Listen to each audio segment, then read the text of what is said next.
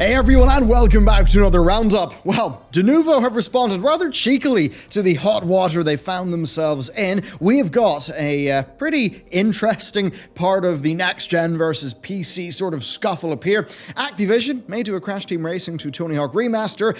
The boys at Bethesda are doing some interesting monetization things, and a whole bunch more, including a deep sale. So be sure to hit that like button and subscribe for more content. The next wave of our publisher deep dives, they're actually on the way, and Activision's one will be out pretty shortly. So with that said, hope you enjoy the video, and let's get into it. Well, as anyone could have guessed, the move to include Denuvo anti-cheat, which is different to Denuvo anti-tamper of course, in Doom Eternal isn't really going well. There's the expected backlash with some heavy review bombing on Steam. Why? Well, I think there's pretty fundamentally the principle. An update smuggling in an invasive anti-cheat deserves ire. So to nobody's surprise, users are reporting a significantly downgraded experience, anywhere between lower frame rates than they had before and hard crashes. Now, Steam reportedly have been good here. They've been providing people refunds for people who are basically giving them reasons along those lines. And that's absolutely the right move from Steam, given the almost unavoidable update that happened and how it does seem to be doing quite a bit of damage.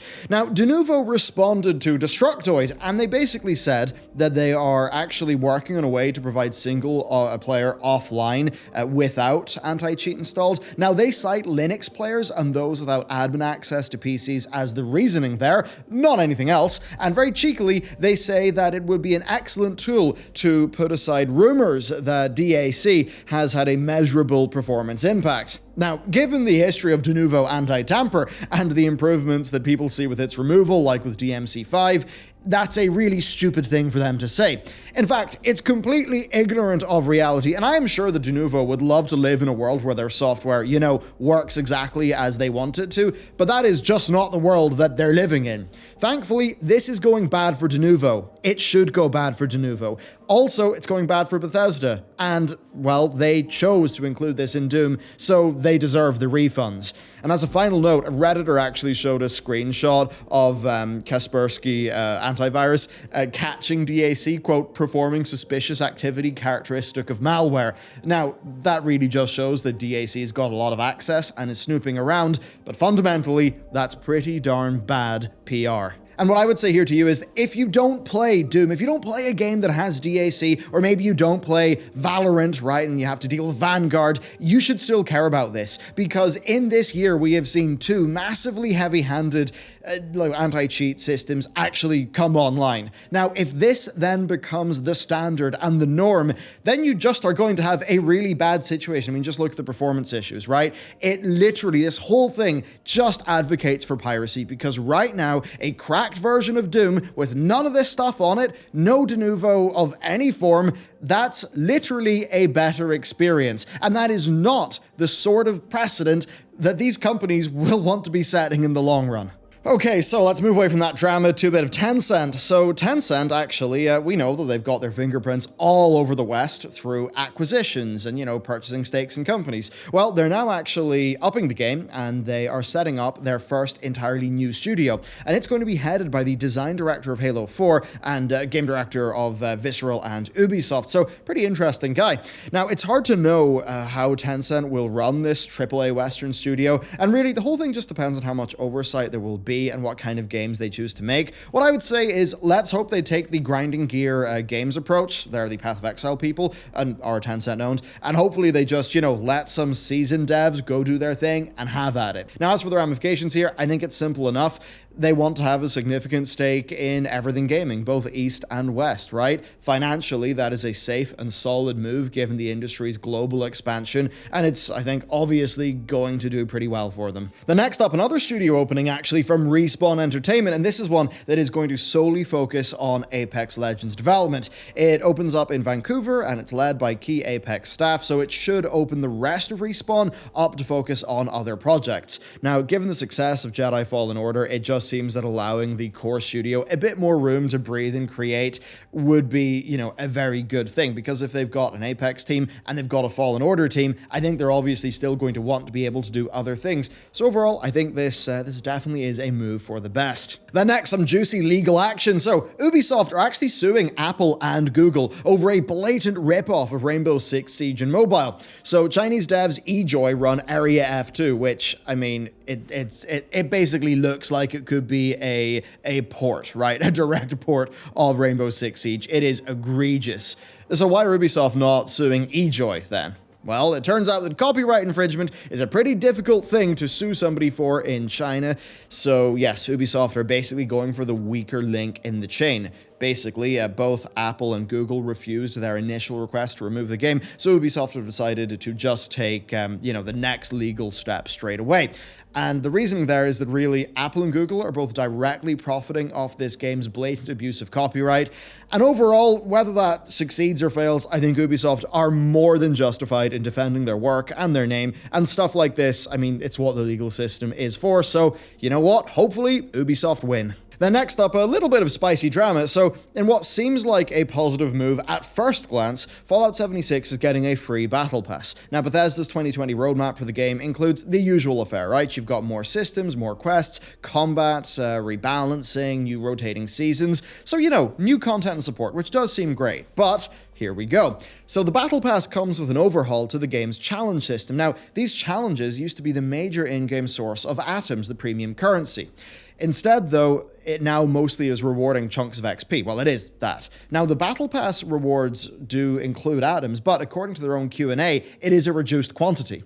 Now, they say this will be made up for by items in the pass being atom value rewards, but the point is that players get less agency over what they actually get there. And the real important part is this: you can obviously pay to skip the progression. It costs 150 atoms per rank to skip, and there are 100 ranks per season. So, and then the balance-wise, that's about an hour or two of gameplay per rank. Now, this skip is not available for the first 2 weeks, but the option will be there, right? You can pay around $150 to unlock everything in the season pass. Now, it's easy to pass this off as just being an optional thing, but this is yet another example of a game offering what is sure to be a significant grind and then to just sell you the solution, something they have already done with their various different actual gameplay impacting microtransactions. You know, the ones that we all sort of called them out for, and then Pete Hines decided to act like a big crybaby over being called a liar. And you might be wondering, why do I have all of these little digs at Pete Hines in these videos? I mean, it's actually pretty simple. He's basically just being a big baby. And while those might be strong words for a channel that generally tries to have more of a professional sort of feel to it, right, and, being a bit more straight-laced, at the end of the day, the one thing that does get me is people blatantly lying, people not owning up, people not taking responsibility. That's what Pete did. That's why I go for him. So yeah, I mean, look with this, right? Do you want to grind 2 hours, or do you just want to give Bethesda $1.50? That's how those pay-to-skip things work. So it looks like Fallout 76, it is as live service as is possible. It's monetizing at every step. You've got a premium sub, a pay-to-skip battle pass, an in-game shop. I mean, what next, right? The only things that are maybe missing are a gacha and maybe a stamina system. So, you know what, right? Your thing you put in your wrist, I've forgotten the name of it, the Pip-Boy, yeah. Let's get a Tamagotchi gacha game on that and then have a new wave of microtransactions.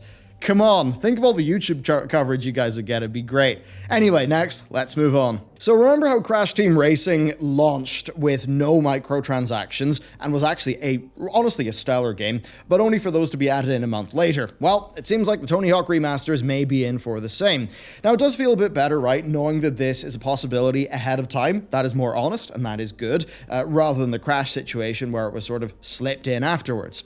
Now, basically, the Vicarious Visions boss said the game will be a complete package at launch, but if there is demand, they might add more content and charge for it, which in all honesty is a completely fair and reasonable thing to do. I think it just depends on what the definition of complete package is.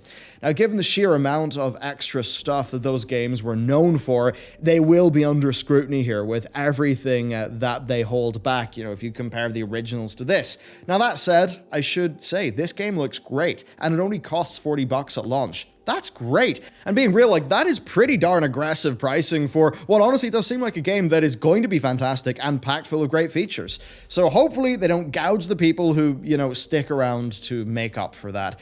it's an interesting situation, I guess, right? In games like that, performing tricks to get those new skins and, new music tracks or cheat codes or things like that, that was like such a core part of those games, right? Back in the day. So if we then are to see the things that, were supposed to be like unlockables in the traditional sense, but if we see those start to be microtransactions, I think that's really going to sting for players. Now, that said, if they then decide, hey, we're going to do more content, right, we're actually going to develop new stuff for this game, then maybe, there would be a more reasonable case for actually monetizing a little bit harder there. But all I'd say is they really do need to walk a fine line in what is reasonable and acceptable there, given the genre and given how the attainment of those bonus unlockables through really skillful play of the game, like, really is a core drive of the original design. So there's that. Let's move on. So if you've been following the System Shock 3 situation, I mean, it's just wild, and there's a new story. So VGC discovered that the project may have found a new life, kind of. So the domain names the names even for System Shock 3 and 4, they were recently transferred from Tencent from the devs' other side. Now, this is weird because this game it's one of the more mysterious clap stories recently, and very little concrete is known about it. So, I mean, if this situation is true, that like Tencent are funding and fully reviving it and they now have those domains, then yes, we might actually see these. But right now, this is basically just a humongous mystery, and I'm sure we're going to find out more. But yeah, I thought I'd sow the seed of that mystery here so we can all follow along when something like interesting happens.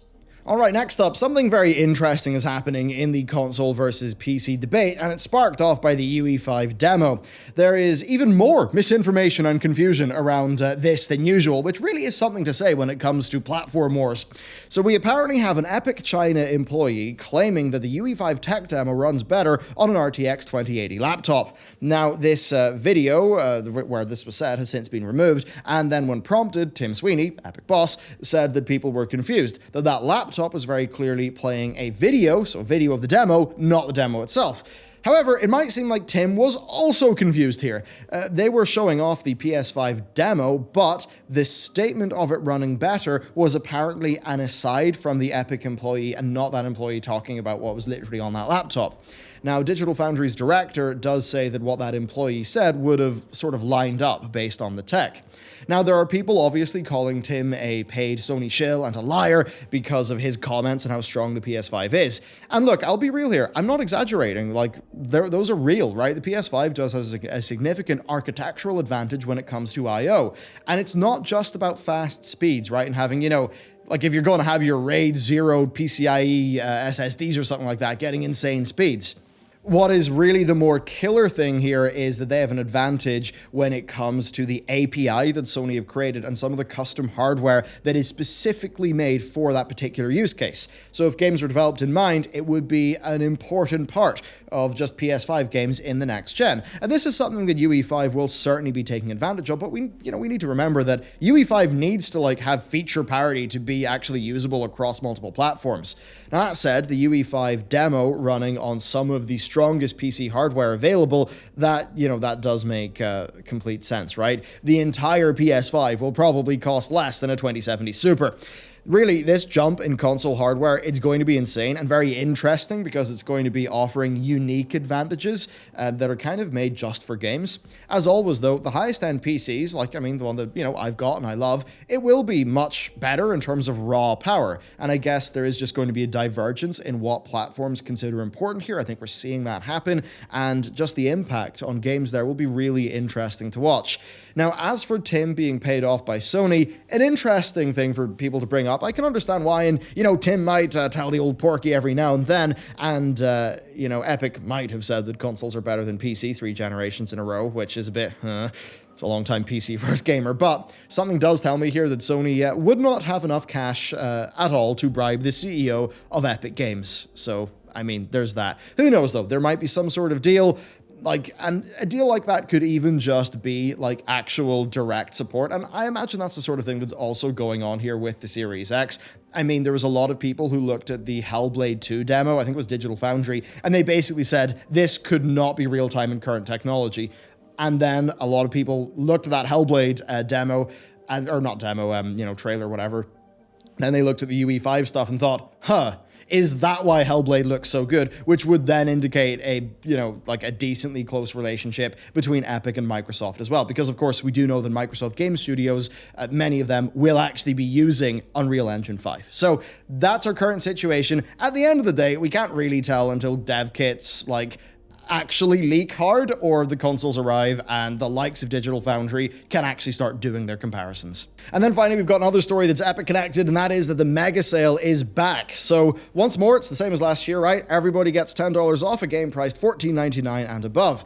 If you use the discount coupon, you'll get another one right away. That's kind of how it works. And it really is just a roundabout way to take $10 off every single game above that $14.99 breakpoint. Basically, right, Epic are just throwing money at all of us to get us onto their platform. They are aggressively growing, and that's no surprise.